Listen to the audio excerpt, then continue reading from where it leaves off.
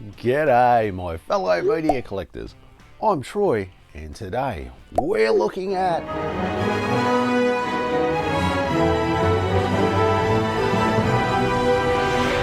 The Fantastic Four is a superhero film that was produced by Constantin Film, 20th Century Fox, Marvel Enterprises, 1492 Pictures, Ingenious Film Partners and Dune Entertainment.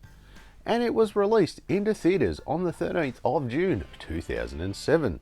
It was the first superhero movie to open at #1 in 2007 as the film debuted at the top of the US box office, starting the trend of the big superhero movies thereafter. Galactus, the iconic villain from the comics, was reimagined in the film as a massive cosmic cloud rather than his traditional humanoid form, which was widely criticised and panned by the fans. This Blu-ray has a runtime of 92 minutes.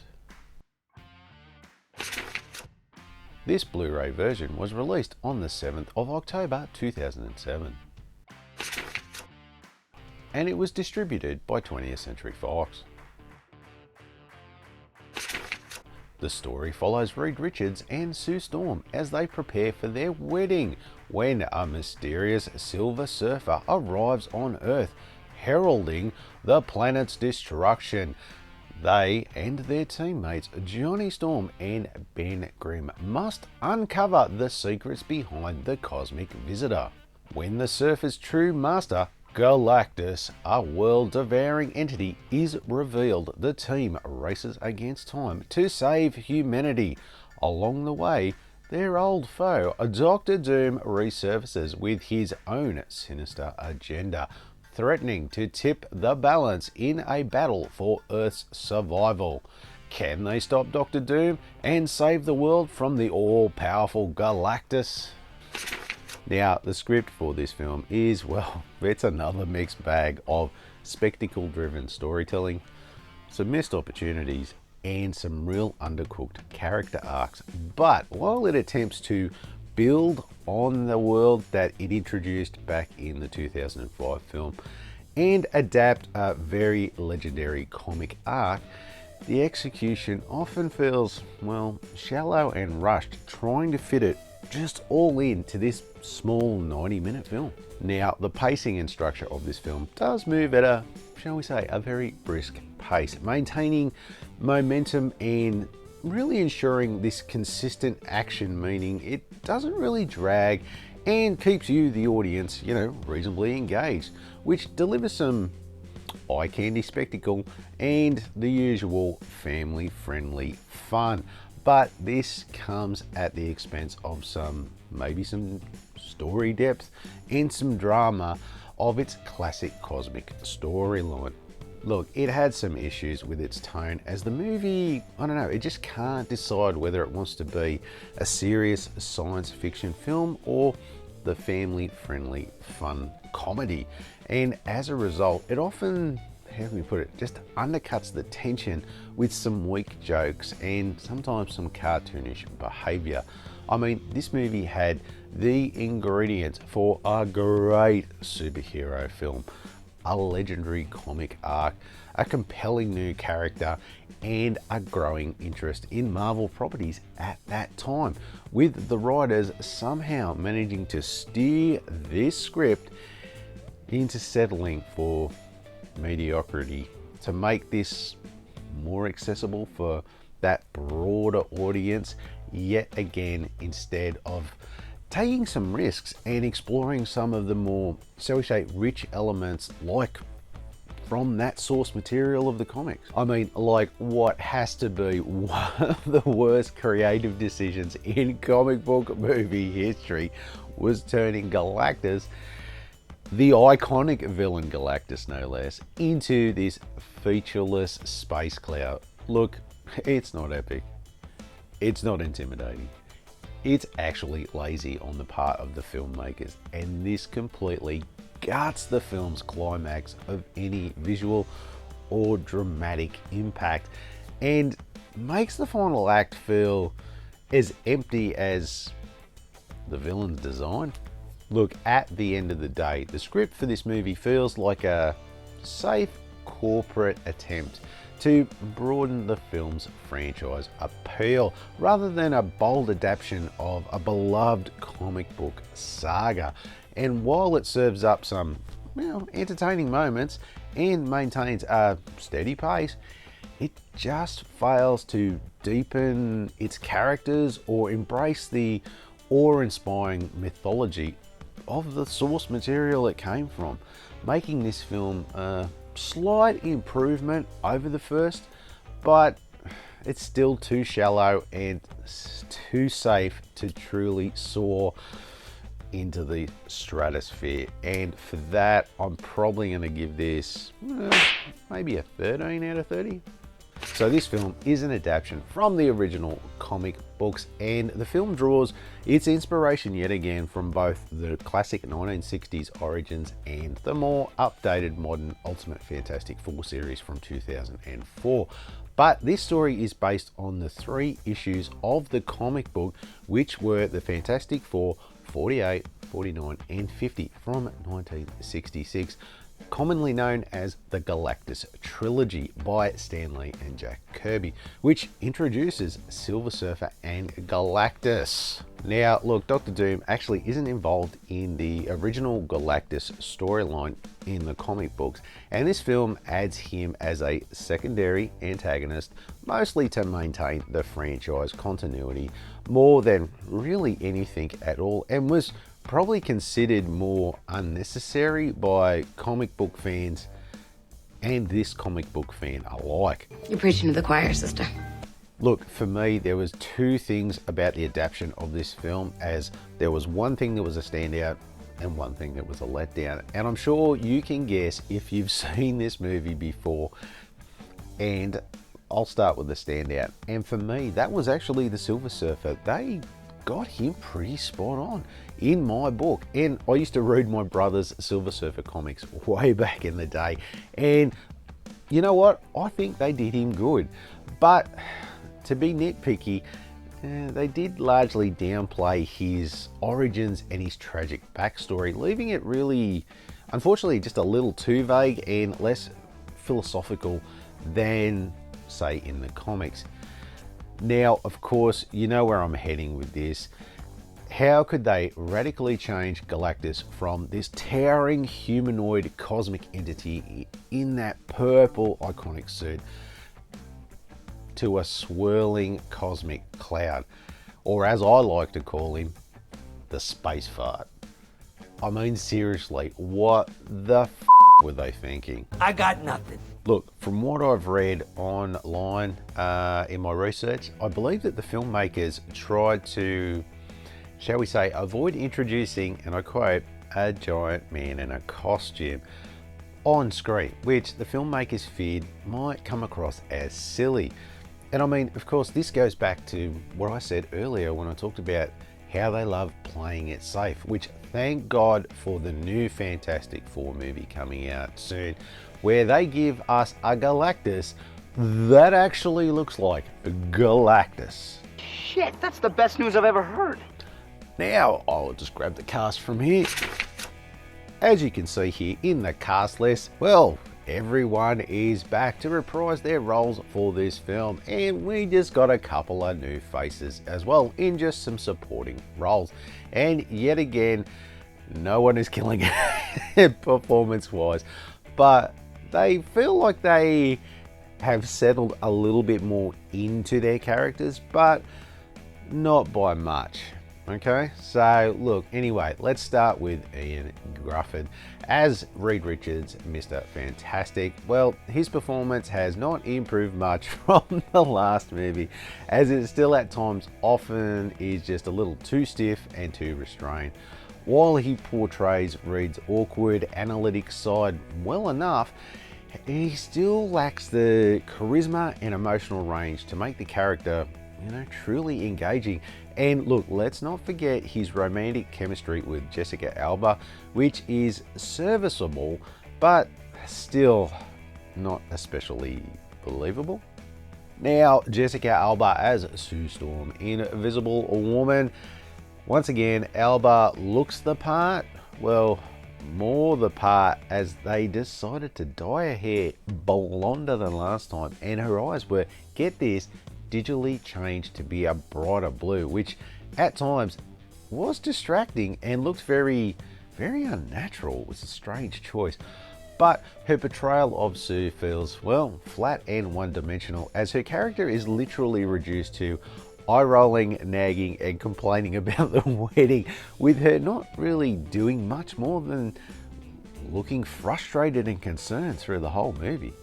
Now, my boy Chris Evans as Johnny Storm, the Human Torch. Well, Evans is arguably the most entertaining part of the cast yet again, and as before, he does it with this charm and energy, bringing some much needed life to the film.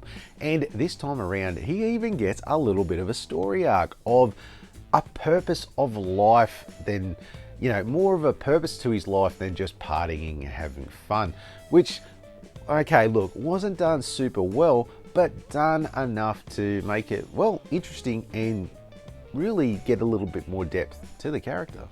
So Michael Chiklis as Ben Grimm, the Thing. Now Chiklis continues to deliver a grounded, sympathetic performance as Ben Grimm, as he did last time, and yet again trapped under all that rubber sea. But he is still that same character from last time. Yep, Michael Chiklis. Not much more, not much less, and there's not much more I can say about the performance. And we also get Julian McMahon as Victor Von Doom / Dr. Doom, who is back only to disappoint yet again, with his portrayal lacking the menace, intelligence, and gravitas that character actually demands. And with his lack of screen time, he feels very shoehorned in there to be more of a side nuisance than any sort of pivotal character in this film. And also, just a quick mention of Doug Jones as the Silver Surfer. Look, Doug Jones provides the physical grace and ethereal movement that fits the Silver Surfer's otherworldly nature. While he doesn't have much to work with, he does bring a little bit of life to the Silver Surfer that we wanted from the comics. Well, I'm probably just talking about myself. It's what I want. Yet again, Evans is the MVP of this movie. Of average performances, it looks better than the last time, but it's still not fantastic, shall we say. And for that, I'm probably going to give it maybe an 11 out of 20. There we go. There's the disc and case, and as you can see, I got the double bunger one with the two movies. Now, if we look at the side, there it is there, and of course the back. And if you watched my review last time, nothing new there. And as we look at the discs, there's the first movie, but we want to focus on this one, and I do like that disc. The actual cover of the Fantastic Four Rise of the Silver Surfer single edition, which I actually finally sourced it after this video. It hasn't arrived yet, so I missed out on it being reviewed. That cover's not too bad. That's the problem with this, it won't shut properly. There we go. Look, this isn't too bad. This is average. This is one of those mass-produced ones they brought out. But if you've got the single disc one, it doesn't look too bad. I don't mind that cover. They nice, like, put Silver Surfer up front, which I think is good. So as a result, because I'm reviewing this, you know the drill. So for that, look, the best I could probably do for this is maybe a 6 out of 10.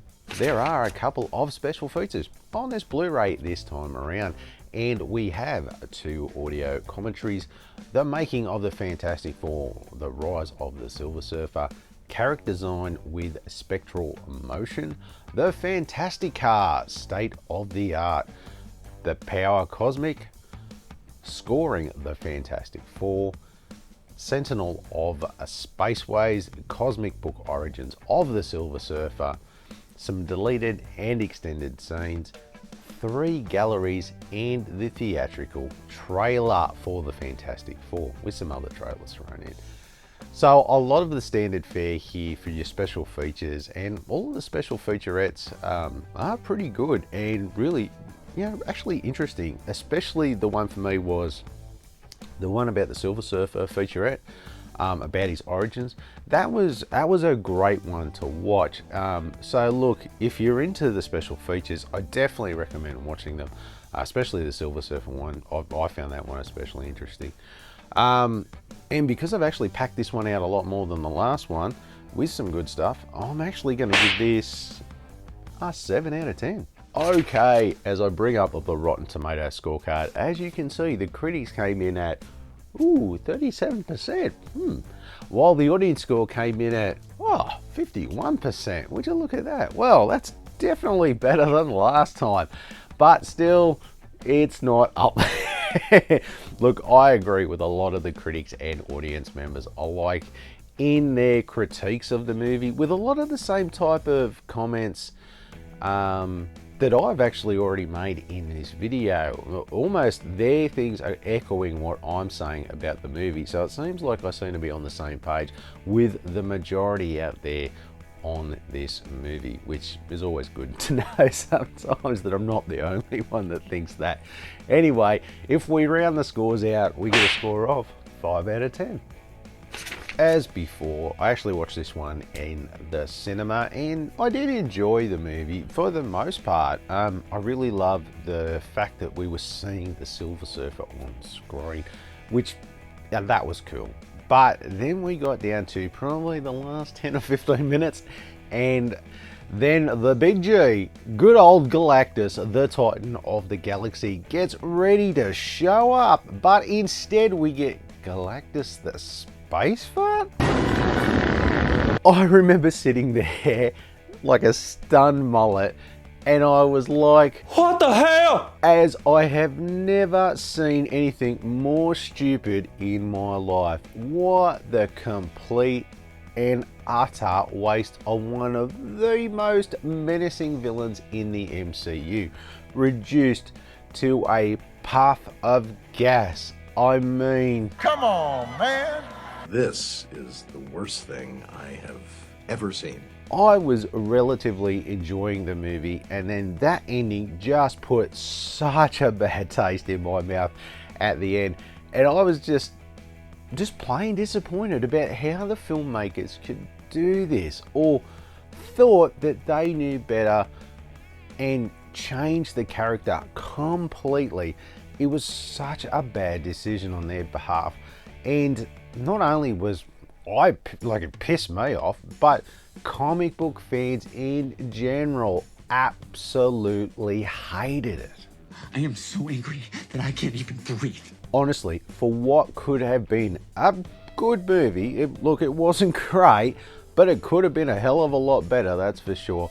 It was let down by the space fart. Unfortunately, this has happened for years now, where the filmmakers just don't trust the audience will accept the source material at its face value, and that they have to make it for a broader, dumbed down audience, which is a combination of arrogance and stupidity in my book.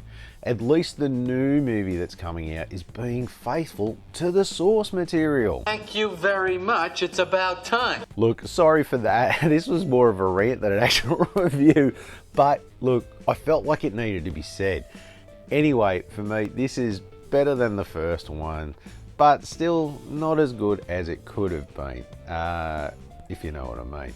And look, for that, I'm probably going to go middle of the range and give this one a 10 out of 20. Okay, for availability, I'm definitely going to give this a 2 out of 5. It is still pretty common and it's still not hard to find anywhere at your retail outlets or on your online stores. And collectability, I'm definitely going to give this a 4 out of 5. As I said before, no collection is complete without some Fantastic Four movies, and you definitely got to put this one in your collection. Now, the average price you are looking at is generally somewhere between the $9 to $38 mark for the Blu-ray. So, like I always say, it really pays to shop around there.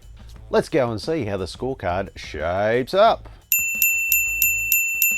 Now, for the final score, we get a grand total of 51 out of 100. Wow, that's so much better than the score last time, but unfortunately still middle of the range for the movie. That should have soared above and beyond, but instead is just this meandering, like, well, yep, you guessed it, space fart.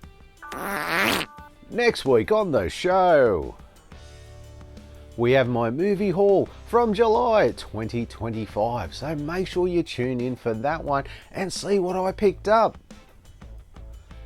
Thanks for watching.